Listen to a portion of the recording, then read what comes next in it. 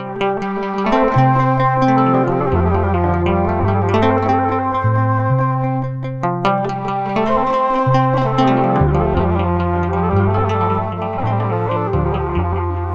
አብ ወወልድ ወመንፈስ ቅዱስ አሐዱ አምላክ።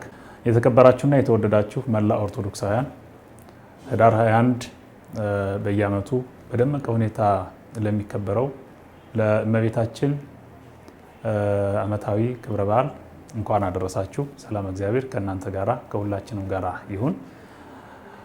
ክብረ ድንግል ይሴብህ ልሳንነ፣ አንደበታችን የድንግልን ውዳሴ ይናገራል።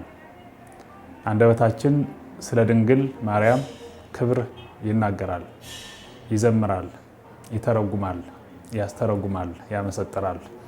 ቅዱስ አባ ሕርያቆስ አባ ቅዱስ ኤፍሬም በውዳሴ ማርያም ድርሰቱ የተናገረው ኃይለ ቃል ነው። ህዳር 21 በየዓመቱ በመላ ኦርቶዶክሳውያን ባሉበት ሁሉ የሚከበረው የእመቤታችን የቅድስተ ቅዱሳን የድንግል ማርያም በዓል ነው። በዓሉ በዓለ ጽዮን ተብሎ ይታወቃል። ጽዮን ማለት አምባ መጠጊያ ማለት ነው። ጽዮን የሚለውን ትርጉም የተለያየ ትርጉም መስጠት የሚያስችል አውዳዊ ፍቺ ያለው ሲሆን ጽዮን ማለት እመቤታችን ስለመሆኗ ተነግሯል። ዛሬ በትምህርታችን ውስጥ የምናካትታቸው ዋና ዋና ነገሮች ውስጥ አንዱ እመቤታችንን ማክበር ይገባል የሚለውን ነው። የእመቤታችንን ክብር መናገር እንዲናገር ሊያደርግ የሚችል ስነ ፍጥረትን መፍጠር፣ የተፈጠረውንም በእውቀት እንደገና መፍጠር፣ እመቤታችንን ከማክበር ነፃ የሆነ ማህበረሰብ እንዳይኖር በማድረግ ግንዛቤ መፍጠር ይገባል ብለን እናምናለን። ዕለቱ እመቤታችን ቅድስተ ቅዱሳን ድንግል ማርያም የምትመሰገንበት፣ ልጇ የሚመለክበት ዕለት ነው። በመላ ኢትዮጵያና በአክሱም በደመቀ ሁኔታ በዓሉ እየተከበረ የቆየ የሚቆይም ነው። ህዳር ጽዮን ይሉታል ሰዎች። በዚህ ዕለት እመቤታችንን ማክበር ይገባል። እመቤታችንን ያለማክበር አይቻልም። እመቤታችንን ያለማክበር የሚያስከትላቸው ነገሮች ብዙ ናቸው፣ ተቆጥረው የሚያልቁ አይደሉም። እመቤታችንን ሳያከብሩ ከመኖር እመቤታችንን አክብሮ በህይወት ያለመኖር ይሻላልም የሚያስብል ነገር አለው። እንግዲህ እንደሚታወቀው በቅዱስ መጽሐፍም እንደተጻፈው በአንድ ዘመን የነበረ ማህበረሰብ እግዚአብሔርን እያመለከ ከመኖር ሳያመልክ መኖር ያስደሰተው ማህበረሰብ ነበረ። በተለይ በነ ዘመነ ኤሊ የሚባለው ሊቀ ካህናት እየመራው የነበረ ቤተ መቅደስ ውስጥ ቤተ መቅደሱን ባልተገባ መንገድ አገልግሎት ሰጠን የሚሉ አገልጋዮች በተፈጠሩበት ጊዜ እግዚአብሔር ለታቦቱ እግዚአብሔር ለክብሩ ይጨነቅ ስለነበረ ዛሬም ስለሚጨነቅ ዛሬም ስለሚያስብ ለማርያም ክብር ለታቦቱ ክብር ይጨነቅ እንደነበረም ዛሬም ነገም ይሄ ያለውን ክብር መጽሐፍት ደጋግመው ይናገራሉ። የሆነ ሆኖ ጽዮን ማለት እመቤታችን ናት ከማለታችን በፊት ጽዮን ታቦተ ጽዮን ናት። ታቦት የታቦቷ ስም ነው። የህዝበ እስራኤል መጠጊያ ማለት ነው። ህዝበ እስራኤል የሚሄድ የሚመጣባት፣ የሚወጣ የሚወርድባት፣ የሚሻገርባት፣ የሚኖርባት፣ ለመብላት ለመጠጣትም ጭምር ምክንያት የሆነች ማለት ነው ታቦተ ጽዮን። ታቦተ ጽዮን እንደሚታወቀው በኦሪት መጽሐፍትም ተደጋግሞ እንደተጻፈው ለሙሴ በእጆቹ የተሰጠች ናት። እግዚአብሔር ሙሴ ከእግዚአብሔር ተቀብሎ ለእኛ የሰጠን ማለት ነው። በሙሴ መሰላልነት ወደኛ የተሸጋገረች ናት። እሷ ጽላት ህዝቡን በጦርነት ጊዜም በችግርም ጊዜ ታሻግር ነበረ።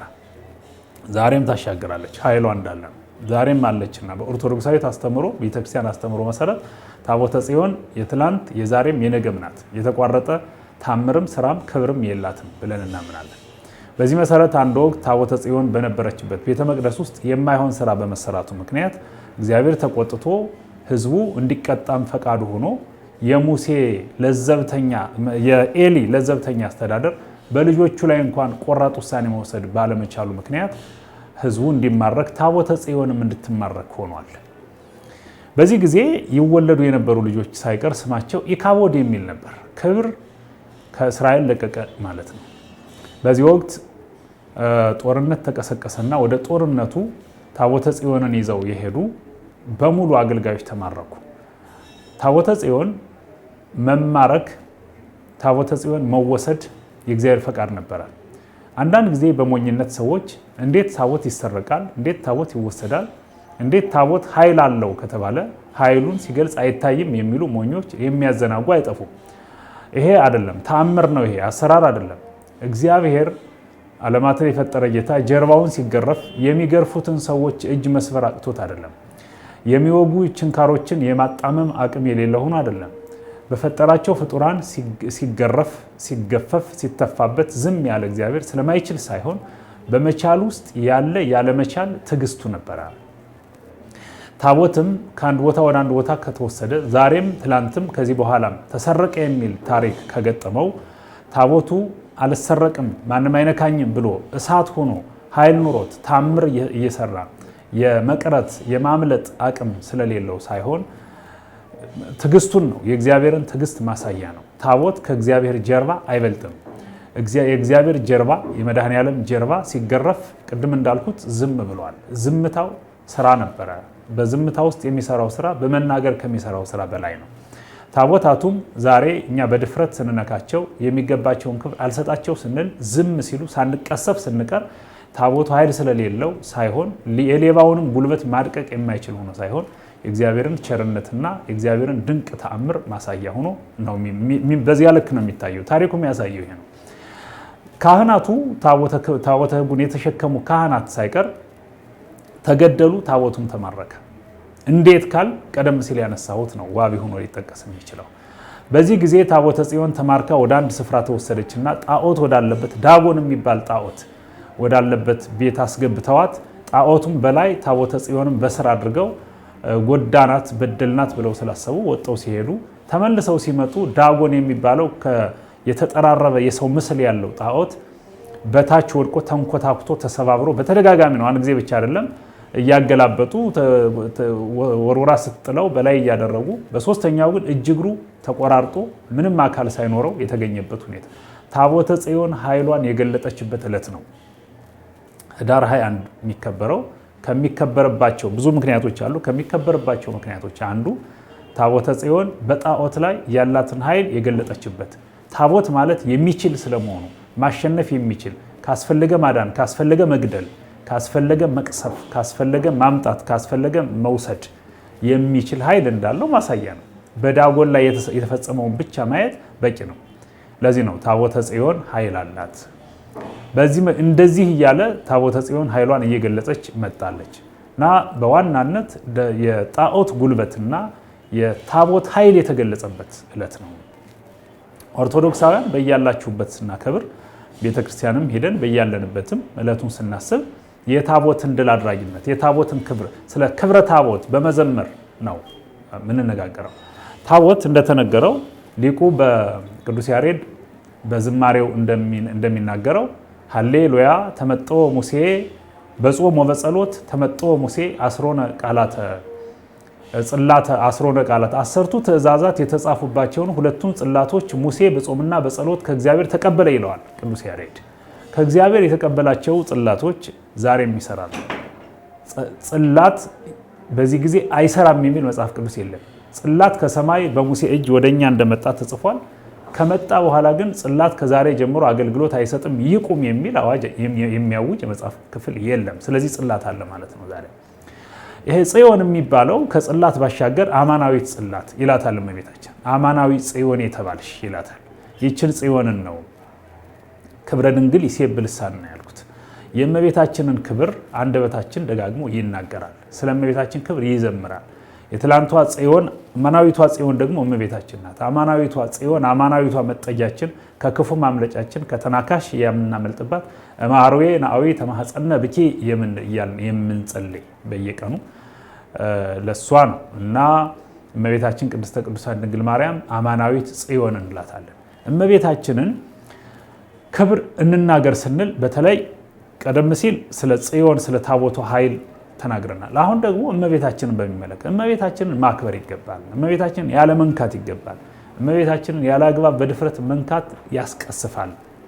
ታቦቱን አይተናል። አሁን ደግሞ አማናዊቷን እመቤታችንን ጽዮንን ስናይ ሶፎንያስን ብናስታውስ በአረፈች ጊዜ ከነበረችበት ቦታ ቅዱስ አስከሬኗን አውርዶ በእሳት ሊያቃጥል በድንጋይ ሊወግር ያደርግ በነበረ የክፋት እንቅስቃሴ ውስጥ ቅዱስ ገብርኤል ተልኮ መጥቶ የክፉውን ሰው እጅ እንደቆረጠ ተጽፏል። እመቤታችንን ያለ አግባብ መንካት የሚያስከትለው ነገር ቀላል አይደለም እና የእመቤታችንን ክብር መናገር ነው። ስለ እመቤታችን መዘመር ነው። እመቤታችንን ማክበር ክብር ነው። ስለ እመቤታችን መዘመር ነፍሳችን ማስደሰት ነው። ነፍሳችን ማደስ ነው። ነፍሳችን ለተሰበረች ነፍሳችን ወጌሻ የሆነ ነገር ምንድን ነው ከተባለ ክብረ ድንግል ነው። ስለ እመቤታችን ክብር መናገር፣ መዘመር፣ መቀደስ፣ ማዋደስ ነው። በዚህ መሰረት በዓሉ የሚከበረው እመቤታችንን በማክበር ልጇን በማምለክ ቅዱሳንን በማክበር መላእክትንም እየዘመርንላቸው ነው የሚከበረው። በያላችሁበት ለበዓለ ጽዮን እንኳን አደረሳችሁ ነው የምለው። በዚህ አጋጣሚ እንደ ቁጭትም እንደ በጎ ምኞትም በቀጣይ ሊሆን ቢችል መልካም ስለሆነ የምናገረው ሁልጊዜም ኦርቶዶክሳውያን ሰላማዊ በሆኑ አካባቢዎች ሁሉ በተለይም ወደ አክሱም ጽዮን በመሄድ በዓሉ ይከበር ነበረ። አሁን ባለው አንዳንድ ምቹ ያልሆነ የመንገድና የሰላም ችግር ምክንያት ወደ አክሱም ሄዶ የሚያከብረው አክሱም መሄድ የማይችልበት አጋጣሚ ሰፊ ነው። ወደ ሌላውም ርቀት የማይሄድበት አማራጭ ብዙ ስለሆነ በያለንበት ሁነን ጽዮን ሆይ እንልሻለን፣ አማናዊት ጽዮን የተባልሽ ማርያም ሆይ እንዘምርልሻለን፣ ልሽና እናመልካለን፣ አንቺን እናከብርሻለን እያልን ልናከብር ይገባል። በጎ ሁሉ መጥቶልን አክሱምም ይሁን የትኛውም ርቀትም ሄደን በቅርብም ሆነን በሰላም ልናከብር የምንችልበት በጎ ምኞቴን በዚህ አጋጣሚ ይገልጻለሁ። ሰላም እግዚአብሔር ከሁላችን ጋር ይሁንልን። መልካም በዓል ይሁንላችሁ።